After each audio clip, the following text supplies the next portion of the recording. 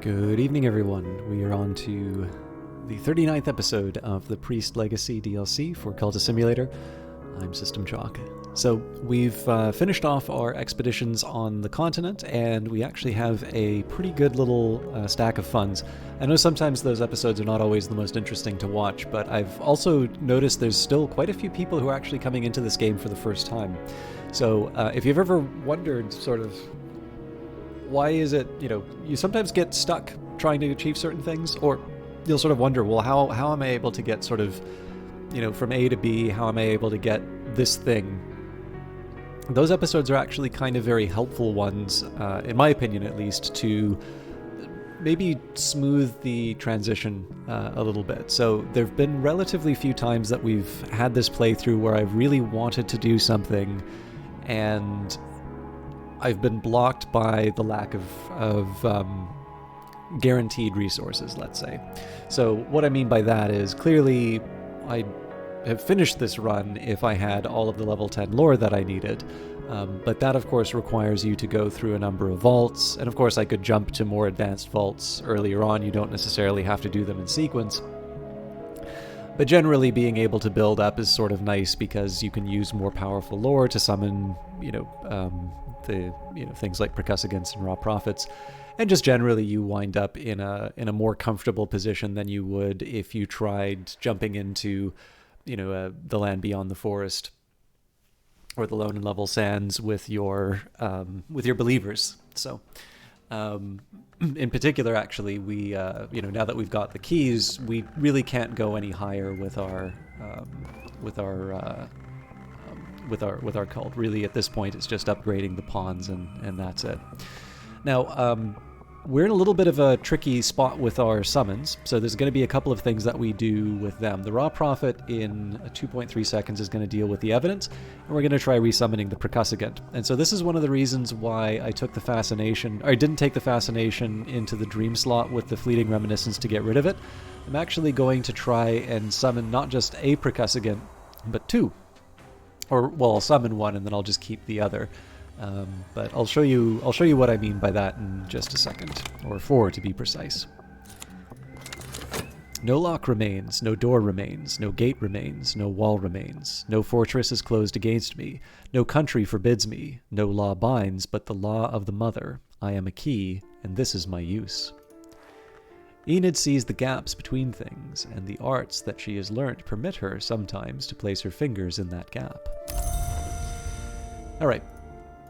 So first things first, we're going to take the Raw Prophet, and we are going to try and destroy the evidence. Not everything from the Mantis can speak, but everything can understand mortal speech, even once it has passed the white door.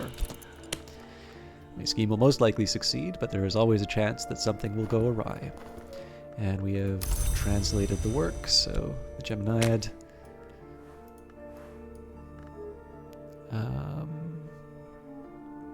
Yeah, I definitely feel... I remember that this... I don't know if it was the very first or if it was one of the first books in the prototype, but I note that this is a fairly late game book now, and it has the note, I made notes towards the translation, now I can study it. Obviously, if you're at a point where you're getting this work, generally you kind of know how translation works. I always thought this was kind of a funny holdover.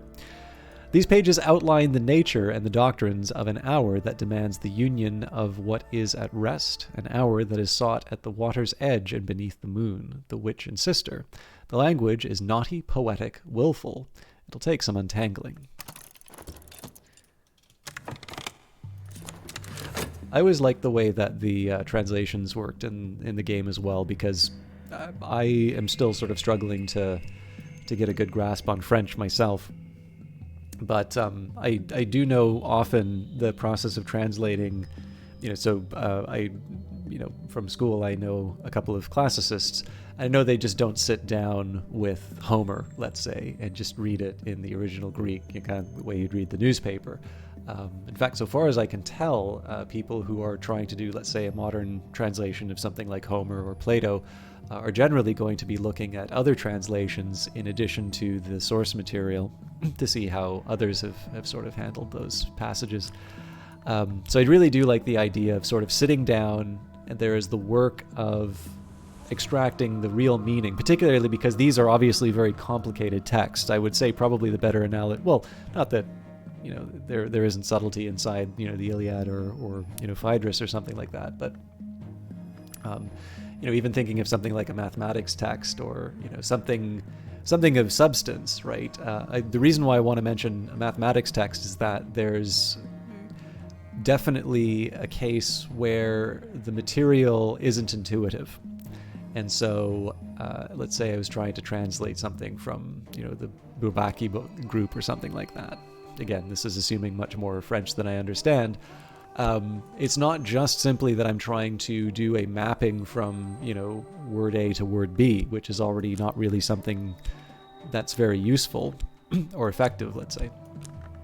It is also the difficulty of making sure that the concepts that the text is dealing with are coming across clearly. And of course, in the case of mathematics, you want to be very, very precise.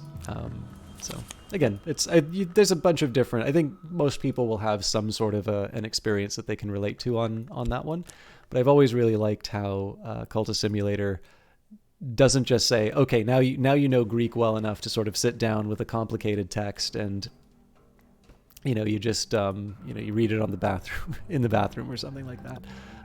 You work on your translation, and then that translation itself is the object of some very intense study to try and sort of wrestle with the ideas and turn into something that you can use. Now, we didn't get that much of a return, and we've got 2 staleness for our pains. So I think I'm slightly inclined towards doing a passion painting. I don't know if when you do like a painting using an occult subject, if that actually helps remove your staleness, but I think I'm actually going to do one here. Let's go for we'll use the rose pearl dust simply because we don't have a high level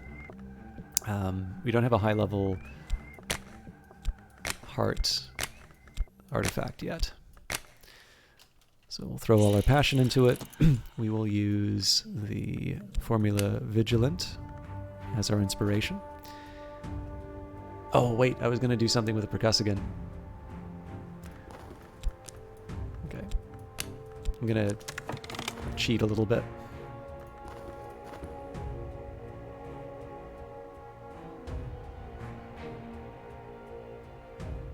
That was me being a bonehead. My apologies. The auctioneer's gavel bangs. My item is sold. So normally what I would do here is I'd send the percussagant out on some exploration, but in this case I'll probably be able to unleash them sooner. So in this case we will sell the Magus von Brandt's authentic and unique account of the true tongue of the true holy land of the Highmost.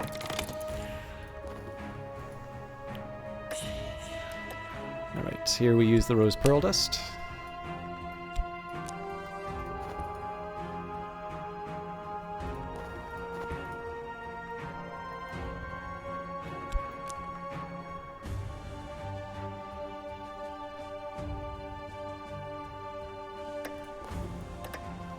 All that I am is here. Sparabates, memories of better times keep the wolf from the door. And Season of Suspicion's coming up, so I am going to want to get on top of that evidence before too long. Okay, let's go to the Painted River, another forbidden epic. There is a great chamber in the manses through which a painted river flows. The vagabond, it is claimed, painted it from memory in the years before she left the house.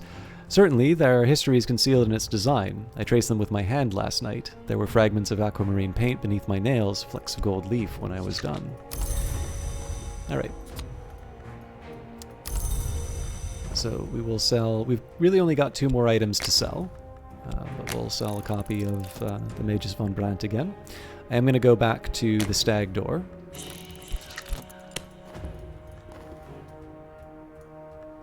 Give it a couple more seconds with the raw prophet.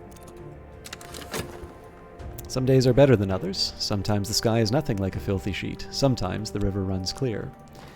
And the clouds part. The wolf despair prowls elsewhere. No dread empowers this despair. It's over for now.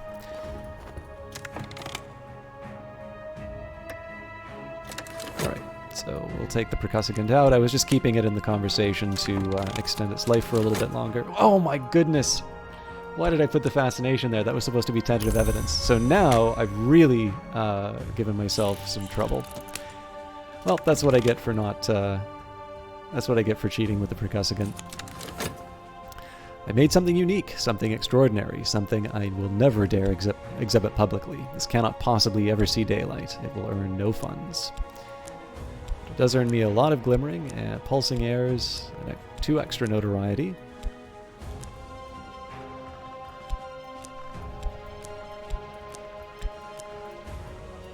Still have the staleness, and there is the sister and witch.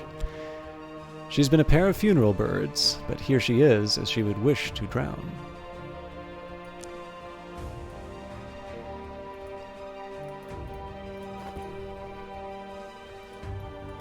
Okay, let's do a...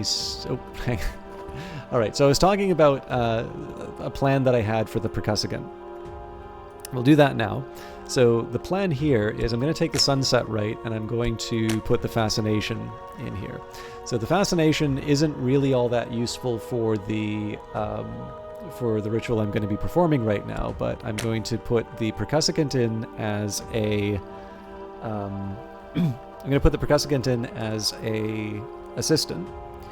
And then if I bring in knock, which in this case would be the consent of wounds, I can also, there's other ones which will use something other than the lore. I can now summon the creature of the Thunderskin. So in this case here, the fascination is consumed as the influence. This percussivant stays around, and then another percussivant comes in. So if we wind up with the rebellious spirit, I still get the option of sacrificing the percussivant in something like the Rite of the Crucible Soul. That was the thing I was originally intending to do before I decided to go painting. Now normally I would actually like to try and get some more painting done so I can get rid of the staleness or maybe make some money off of the high notoriety. But that option's sort of closed to me now because the weary detective is going to be investigating us. Okay. The auctioneer's gavel bangs, my item is sold. So one more trip to Oriflamme's, we'll sell off the Iron Spintrea. This curiosity will earn you some funds. We'll keep a handle on the bronze and the silver, we'll use those for repairs later. Alright, the Geminiad reminds us that the witch and sister has been known to manifest as the sister and witch, and that this face may heal while the other face is always hungry. It implies connections between the witch and sister and the hours of the wood, especially the secret keeper called the Velvet. But it is ambiguous on whether the witch and sister is a wood hour proper, and it speaks at length about the sadness of the two who are one, the sadness that remains from their time as flesh. So here we've got a new ritual, the Rite of the Crow's Quenching. The rite calls on the breech crow at sunrise or moonrise. The crow accepts the sacrifice and returns the gifts of the earth. We've got the Geminiad, which is now an artifact, level 2 knock item. Or, well, it's specifically a tool. We've got the Multiwarp Admonition, so this isn't necessarily an upgrade for us, but nice to have nonetheless. Another Thakic Invocation, so that's brought us even closer to that level 10 Grail lore, and another Geminate Invocation, which you might have been able to guess because of the references to Hunger and the Sister in Witch. Okay, so what do we want to do with study? Well, we want to keep going through the books that we have. We didn't get any from the last expedition, but there's certainly more that we can work with here. So, in this case, the Watchful Tantra. Notorious for its involvement in the deaths of Dyfed Jones and Meredith Blaine, two early physicists who each claimed to have the only copy and who ultimately fought a duel over it in 1840. Lock the study door, the work begins.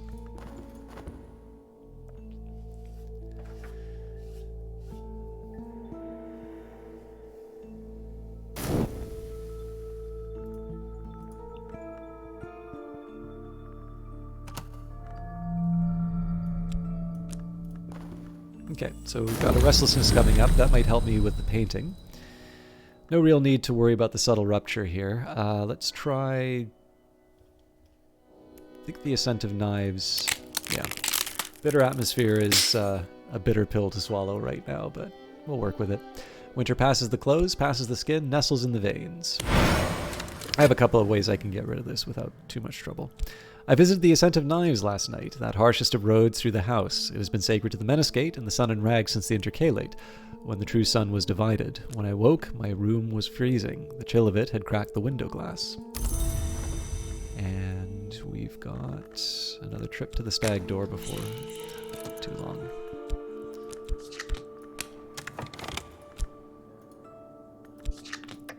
Eventually I'll be moving these forbidden epics up, but for now we'll just leave them be.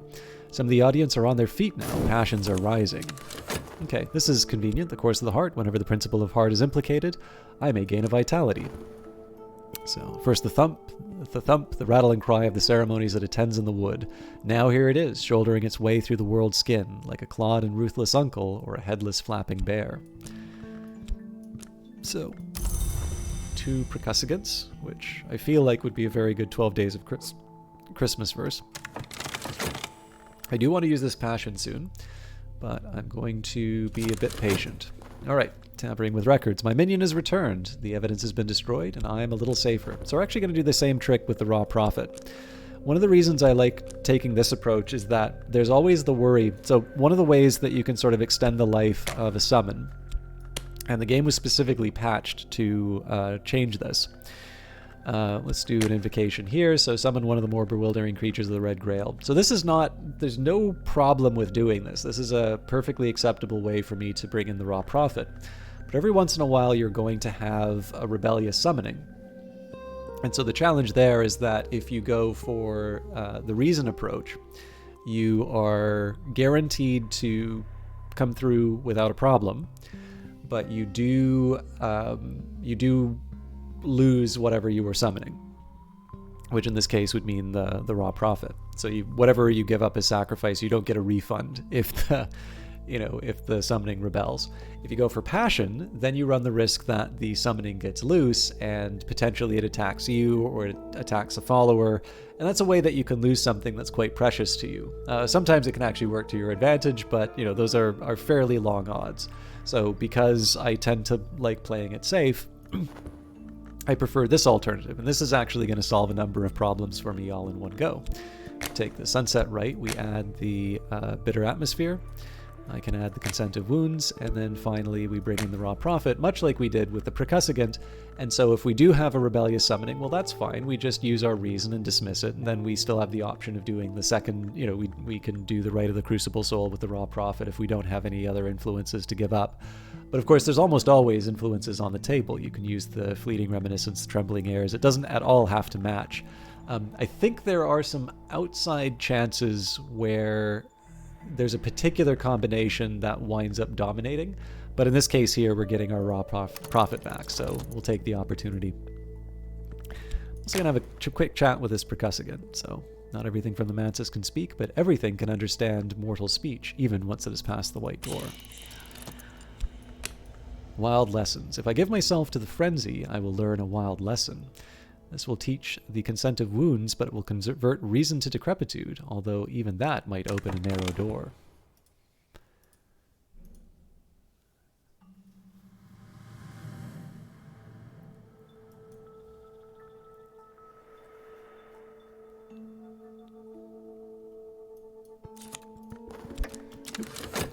The auctioneer's gavel bangs, my item has sold. So, what do we get for that particular Spintrea? Wow, 4 funds. Okay. So this, under normal circumstances, it would be nice to have the, excuse me. It would have been nice to have, a higher level secret history to follow through on. What I'm going to do here is we'll just take the percussigant to search the city. That is going to potentially take the percussigant out for a bit longer than I was hoping. But we also have 43 seconds left on the summoning, so I think this is my best secondary option, particularly if the evidence winds up being, coming up sooner than I was expecting. So, crowded thoroughfares by day, a fog-wrapped labyrinth by night. I'll set my minions to searching for opportunities. And the Watchful Tantra, notorious for its involvement. Oh, sorry, we've already got that text. Sometimes the text changes, sometimes it doesn't. So, the Tantra describes the processes of occult illumination, including a formula which may show the way from the Hunter's Gate to the Serpent's Gate, which in the West is usually called the Spider's Door. Now, we've already gotten that, right? Of course, we're already looking through the Stag Door. So you do need to identify what the Hunter's Gate is. But in this case here, if you read that text, you're like, oh, there's a secret that's about to be revealed. And of course, in a minute, we'll see what it is. My own heart pumps more strongly today, so I'll have 2 vitality kicking around on the table. And if I want, I can summon a hulking fellow. Actually, that might be useful to me. So, a half-glimpse wistfulness has touched me. Let's pay up for it. We've got a pretty decent little reserve right now, so... And a restlessness coming up. So I do want to deal with the restlessness to avoid that turning into despair, but otherwise we're okay. I might want to consider getting a Grail influence before too long. There's a great chamber in the Manses through which a painted river flows. The vagabond, it is claimed, painted it from memory in the years before she left the house. Certainly, there are histories concealed in its design. I traced them with my hand last night. There were fragments of aquamarine paint beneath my nails, flecks of gold leaf when I was done. Okay. I don't think there's anything else for me to do with Dream right now, so we are going to go back at least one more time through the Stag Door. I'm going to paint reasonably soon as well.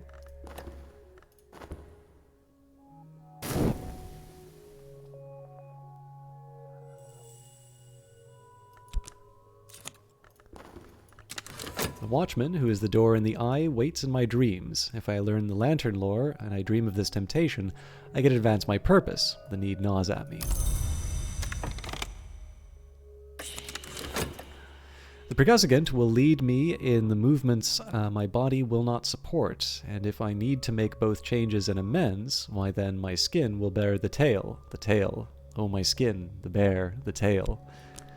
So we got a subtle rupture for our trouble. I might have some use there. There's decrepitude. So something of a costly item. Some wounds never quite heal. And a consent of wounds. To open certain ways, one must first open oneself. This practice outlines that opening in the name of the Mother of Ants. Nearly every summoning rite requires knock influence. This lore will provide it. And sure enough, rebellious spirit. The summoning is struggling against my control. I could use reason to dismiss it safely, which is always reliable, or I could try to reassert control with passion, which is not reliable, or I could let what will happen, happen. So that does create a bit of inconvenience with the restlessness, but we should be able to make it. Work. So we will send it home. Pronounce the words of dismissal. Seal the circle tight. Erase every trace. So I'll have a chat with the Precussigant. This is really just to preserve it at this point.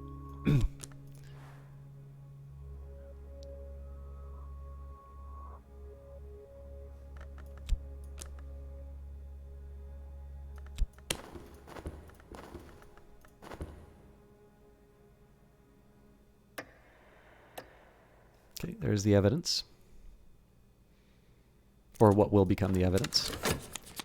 The sun passes through the house at the appointed time. Since the sun's division, the time has become uncertain.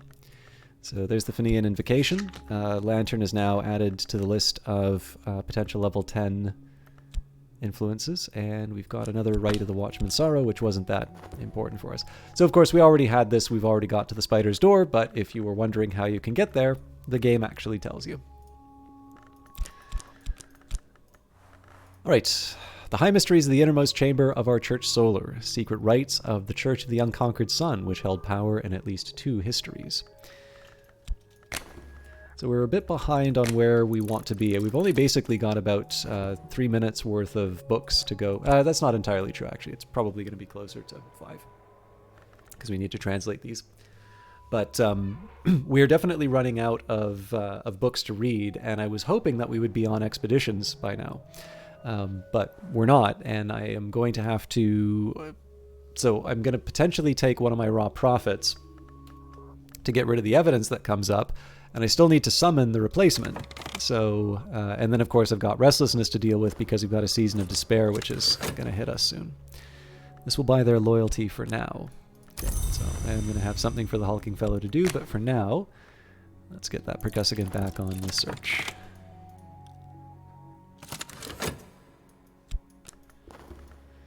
There's something to be learned from the satisfaction of desire. It's gone. We are safe. Of course, one thing that we did wind up with was the winter is gone, so that's not threatening us anymore. In the meantime, though, I do need to find something to do with this restlessness, and it's not going to be a painting because I still need to get rid of the raw prophet. Or, well, I don't really need to get rid of the raw prophet, and I can actually send it on another expedition, but I do need to get rid of the evidence at some point, so we're going to try another summoning. And in this case, we can use the restlessness as an input, use the raw prophet as an assistant, and then the consent of wounds. Zim may and oh.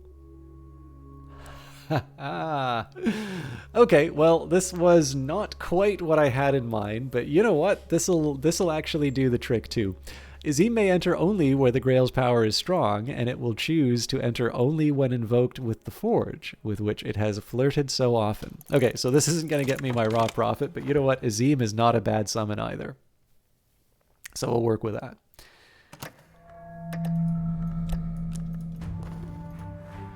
Okay, Season of Despair is already on the table, so I don't think we're going to have to deal with a second one of those. I don't think there's anything good that comes from the Trembling Heat, so we're going to set that aside. Gearby was weeping opening the doors after the Trembling Heat. So Gearby was weeping again. I scooped up his molten tears in my cupped palm. In the dream, my skin peeled and blistered, but only in the dream. The reason that happened, by the way, is just because restlessness has a number of other aspects. So in this case, while I was originally intending to summon the raw prophet, the amount of Grail that I'm throwing at the problem says, makes it say, okay, you're summoning Azim, you're not summoning the raw prophet. So we were bringing one of the name emanations of the Red Grail instead.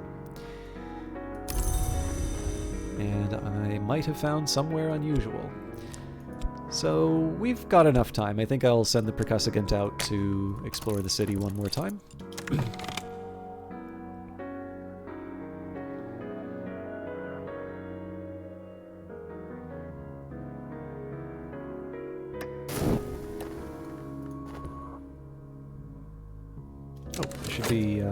Oh yes, sorry. I need to do something to the hulking fellow first.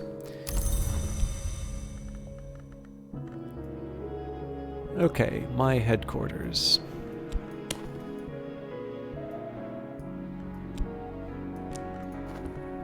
Wait a minute.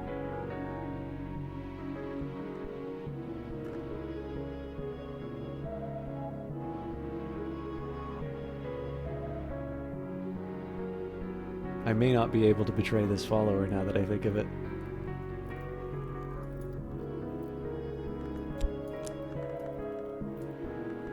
Because if I take the heterodox church,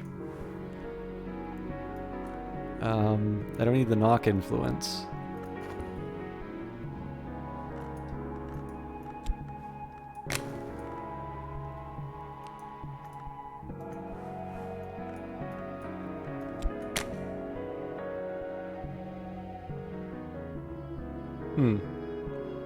Am I ready to move from the church, though? I think we're going to keep it. So, I guess the next question is, do I hang on to the percussivant? Yeah, 30 seconds isn't that long.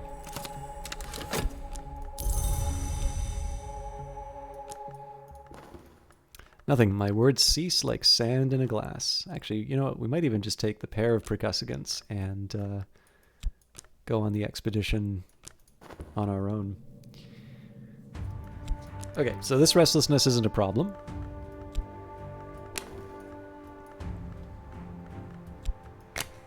There we go. Betray and imprison a follower. That's what I was looking to do. This one must serve another purpose now. Into the cupboard they go. So that takes 10 seconds. Don't really have a whole lot to do with the percussivants. So what we're going to do is we're going to go to Voivode Citadel. In the days of the great power of the Turks, a man of power ruled here. Over many years, he fed many thirsts until his own thirst overcame him. I've learned that both his treasures and his victims may remain in an untouched vault below the castle. So that's almost certainly going to mean that we're going to have to use some winter here, but we'll work with what we've been given. The Voivode's Vault... Oop. Nuts. Should probably just call the broadcast here, but let's at least get the expedition underway. The Voivode's Vault will be hidden well, and if the stories are true, his victims may not rest peacefully in the dark behind the Citadel's walls. So there's... The edge will help us, but that's really all that we've got going for us here. We'll wait the 10 seconds before we try going through the spider's door, but we'll be in a good spot. So it's a little bit of a... There's a lot going on in this spot. So we've got there's an investigation going into us. We'll have to deal with the restlessness. Sorry, not the restlessness. We'll have to deal with the evidence. We are halfway to summoning Azim. Now, Azim is actually going to have a use which I want to kind of undertake before we send him off to the expedition, and then the Raw Prophet, after getting rid of the evidence, should join the expedition as well. But the difficulty here is that the expedition is going to really need other people to handle it. So my summonings are a little weird right now. I'm going to have to deal with this restlessness through painting. I think most of these influences are just going to pass by without any use. The remaining paintings I need to make just for the collection would be Lantern and Edge, and Lantern's really the only one I would make an argument that I really need, just because the Wildering Mirror can break at certain points. But we are on our way to a new milestone with the Spider's Door. Because we will be able to sacrifice we're going to be able to take the follower, use them as a prisoner to sacrifice to go up through the Spider's Door. But all of that will be happening next week. As always, thank you very much for watching. If you've not subscribed to the channel yet, please consider doing so. And if you'd like to help me get the videos noticed, or just otherwise express your appreciation or your enjoyment, please do consider leaving a like, and then it does help for noticing to leave a comment. But the great reward has always just been to get to know some of you a little bit better, and I always appreciate those. I hope you all have a wonderful weekend. I will see you all on Monday for another episode of Cultist Simulator. Until then.